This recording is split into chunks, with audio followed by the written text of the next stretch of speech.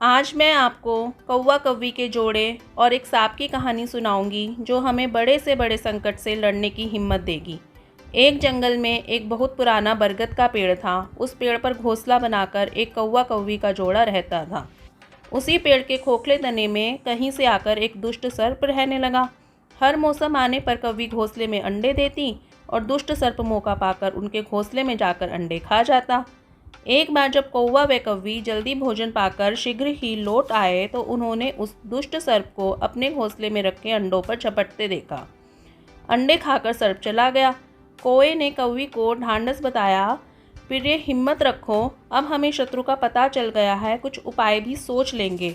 कौवे ने काफ़ी सोचा विचारा और पहले वाले घोंसले को छोड़ उससे काफ़ी ऊपर टहनी पर घोंसला बनाया और कौवी से कहा, यहाँ हमारे अंडे सुरक्षित रहेंगे। हमारा घोंसला पेड़ की चोटी के किनारे निकट है और ऊपर आसमान में चील मंडराती रहती है। चील सांप की बैरी है। दुष्ट सर्प यहाँ तक आने का साहस नहीं कर पाएगा। कौवे की बात मानकर कौवी ने नए घोंसले में अंडे दिए, जिसमें अंडे सुरक्षित रहे और उनमें से बच्चे भी निकल आए। उधर सर्प उनका घोंसला खाली देखकर यह समझा कि उसके डर से कौवा कौवी शायद वहाँ से चले गए हैं, पर दुष्ट सर्प टोह लेता रहता था। उसने देखा कि कौवा कौवी उसी पेड़ से उड़ते हैं और लौटते भी वहीं हैं। उसे यह समझते देर नहीं लगी कि उन्होंने नया घोंसला उसी पेड़ पर ऊपर बना रखा है। एक दिन सर्प खो से निकला और उसने कौवा का नया घोंसला खोज लिया। घोंसले में कौवा दंपति के 3 नवजात शिशु थे। दुष्ट सर्प उन्हें एक एक करके घपाघप निकल गया और अपने खोह में लौटकर डकारे लेने लगा। कौवा व कौवी लौटे तो घोंसला खाली पाकर सन्न रह गए। घोंसले में हुई टूट फूट व नन्हे कौवों के कोमल पंख बिखरे देखकर वह सारा माजरा समझ गए। कौवी की छाती तो दुख से फटने लगी। कौवी बिलख उठी, तो क्या हर वर्ष मेरे बच्चे सांप का भोजन बनते रहेंगे? कौवा बोला, नहीं, यह माना कि हमारे सामने विकट समस्या है, पर यहाँ से भागना ही उसका हल नहीं है।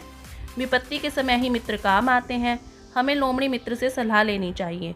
दोनों तुरंत ही लोमड़ी के पास गए। लोमड़ी ने अपने मित्रों की दुख भरी कहानी सुनी। उसने कौवा तथा कौवी के आंसू पोंछे।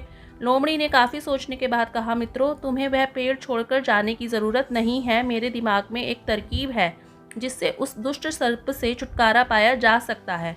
लोमड़ी ने अपने चतुर दिमाग में आई तरकीब बताई। लोमड़ी की तरकीब सुनकर कौवा कौवी खुशी से उछल पड़े। उन्होंने लोमड़ी को धन्यवाद दिया और अपने घर लौट आए। अगले ही दिन ही योजना अमल में लानी थी। उसी वन में एक बहुत बड़ा सरोवर था। उसमें कमल और नरगिस के फूल खिले रहते थे। हर मंगलवार को उस प्रदेश की राजकुमारी अपनी सहेलियों के साथ वहां जल क्रीड़ा करने आती थी। उनके साथ अंगरक्षक तथा सैनिक भी आते थे। इस बार राजकुमारी आई और सरोवर में स्नान करने जल में उतरी तो योजना के अनुसार कौवा उड़ता हुआ वहां आया। उसने सरोवर तट पर राजकुमारी तथा उसकी सहेलियों द्वारा उतार कर रखे गए कपड़ों व आभूषणों को देखा।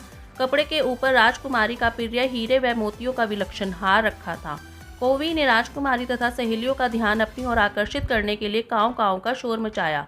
जब सबकी नज़र उसकी ओर घूमी तो कौवा राजकुमारी का हार चोंच में दबाकर ऊपर उड़ गया। सभी सहेलियां चीखी, देखो देखो, वह राजकुमारी का हार उठाकर ले जा रहा है। सैनिकों ने ऊपर देखा तो सचमुच एक कौवा हार लेकर धीरे धीरे उड़ता जा रहा था। सैनिक उसी दिशा में दौड़ने लगे। कौवा सैनिकों को अपने पीछे लगाकर धीरे धीरे उड़ता हुआ उसी पेड़ की ओर ले गया। जब सैनिक कुछ ही दूर गए तो कौवे ने राजकुमारी का हार इस प्रकार गिराया कि वह सांप वाले खोह के भीतर जा गिरा। सैनिक दौड़कर खोह के पास पहुंचे। उनके सरदार ने खोह के अंदर झांका। उसने वहां हार और उसके पास में ही एक काले सर्प को कुंडली मारे देखा। वह चिल्लाया, पीछे हटो, अंदर एक नाग है। सरदार ने खोह के भीतर भाला मारा। सर्प घायल हुआ और फुफकारता हुआ बाहर निकला। जैसे ही वह बाहर आया, सैनिकों ने भालों से उसके टुकड़े टुकड़े कर डाले। तो कहानी से सीख हमें यह मिली कि सूझबूझ का उपयोग कर हम बड़ी से बड़ी ताकत और दुश्मन को हरा सकते हैं। बुद्धि का प्रयोग करके हर संकट का हल निकाला जा सकता है। धन्यवाद। कहानी आपको कैसी लगी? और कहानियों के लिए चैनल को सब्सक्राइब करें। धन्यवाद।